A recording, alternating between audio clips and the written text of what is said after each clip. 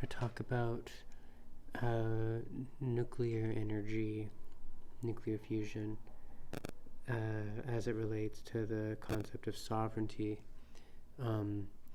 So this version, this subtopic is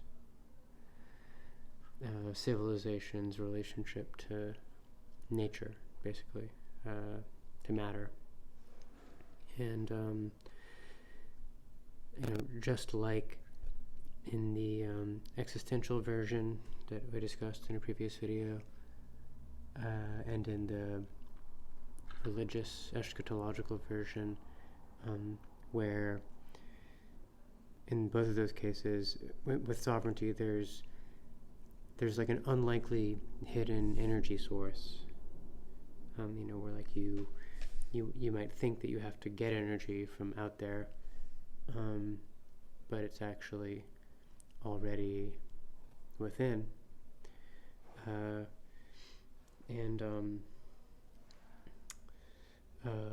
it's real. It's very it's literal. There's literally energy that can cause things to happen. That in a way it should be very obvious that the same applies to civilization, though it seems like a very different topic. So just generally speaking, we have a world that has an economy and so forth, and in principle it's quite possible to have just an infinite source of energy, and wean off of the seemingly necessary exterior versions of energy that are maybe analogous to a false self, or a graven image, a false idol, an earlier stage of existence that's no longer necessary, however exactly you want to put it, or whatever kind of angle you want to give it. And so I just thought I would actually talk about nuclear energy. So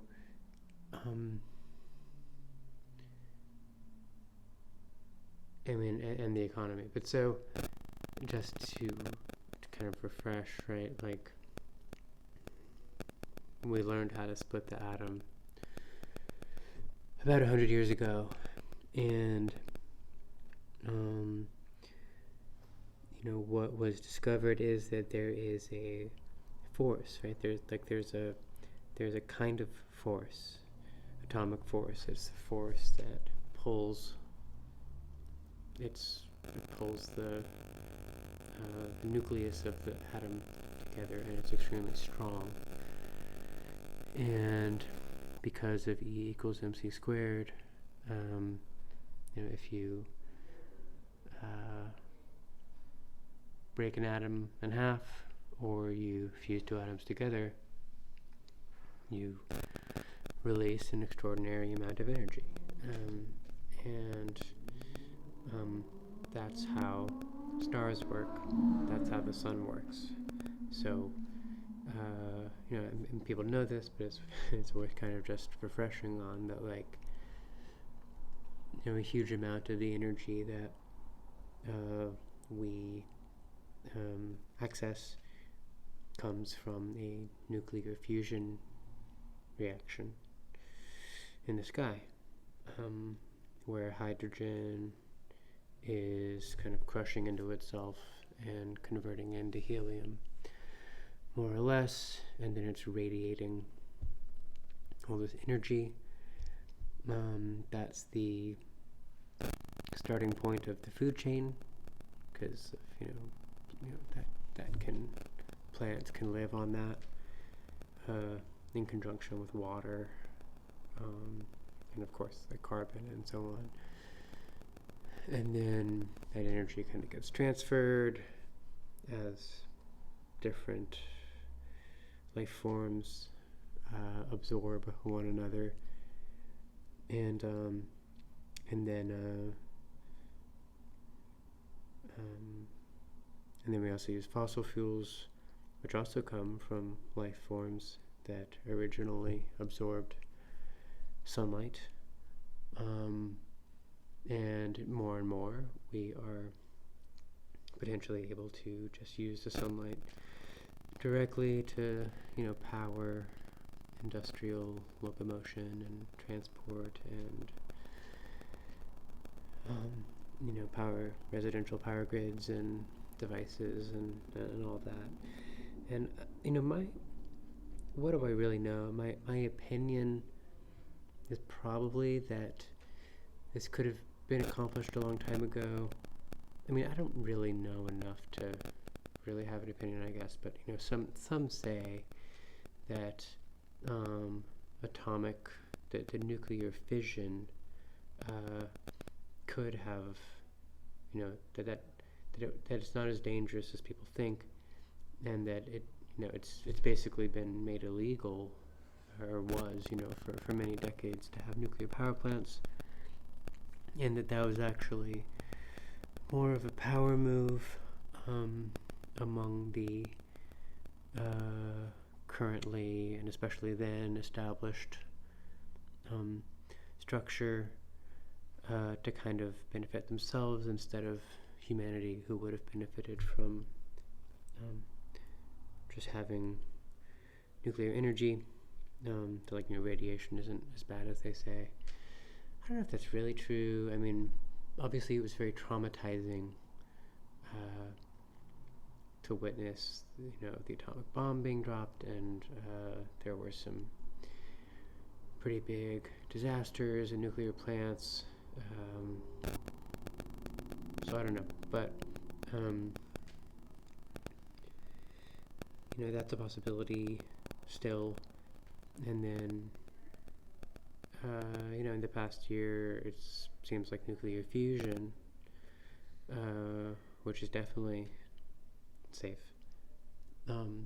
is also achievable, possibly. And there's also, I don't like the term Big Bang very much. I call it, in my mind, the primeval surge. But, there is this other energy source which we know nothing about, which is whatever made so much density in the world 20 billion years ago, or whatever, 15 to 20 billion years ago. That's something that, not everyone, I think, it's not the first thing of when you think of the Big Bang, that, space, to say that space is expanding since the Big Bang is not really, doesn't, paint the best picture, I think, because the point is that space was denser. When something is dense, it's hot, and it's kind of, by definition, smaller, right? When we say there was a Big Bang, that the universe is expanding, what that really means is just that, there was this really, it was really hot, really energetic, it's at the theoretically highest possible temperature, and the entire universe is kind of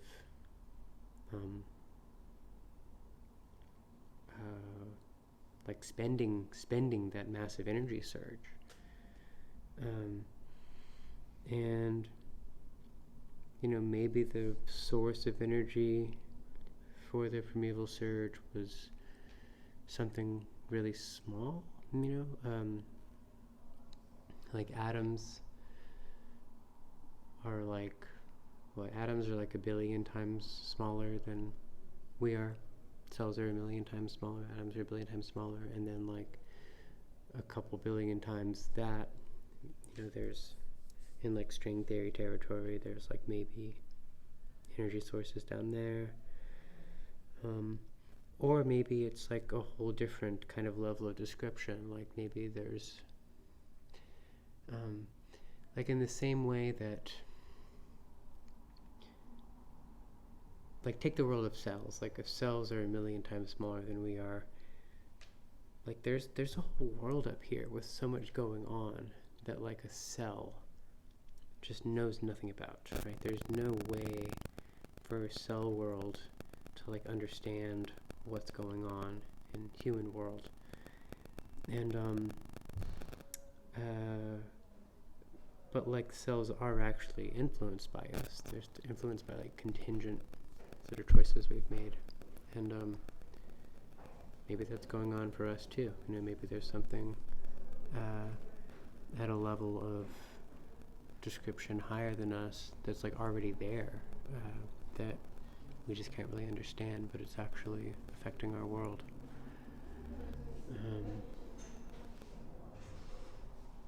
Which is something that it's not a very accepted idea as, like, something to take seriously, but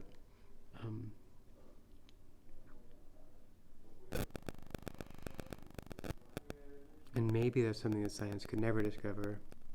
Maybe that's where God lives, or maybe it's actually something that we could tap into. Maybe when heaven arrives,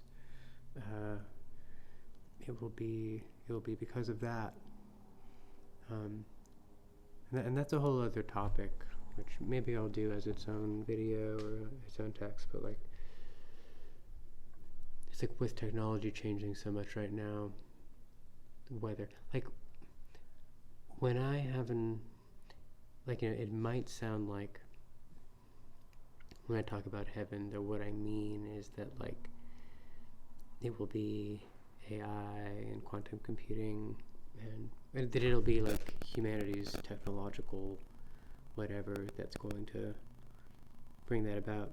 And I don't know, like, I don't necessarily think that, because that whole sort of trajectory also seems kind of scary and bad. But I do think that, like, the traditional way of viewing eschatology is just that things will happen on God's time when God is ready. And I think there's something to that as well. But probably, I do think that if heaven has a concreteness, it does have to work somehow. You know, if we have matter and bodies in heaven, then they'll be structured. So even if it's something that God achieves on his own, these questions are still relevant to it.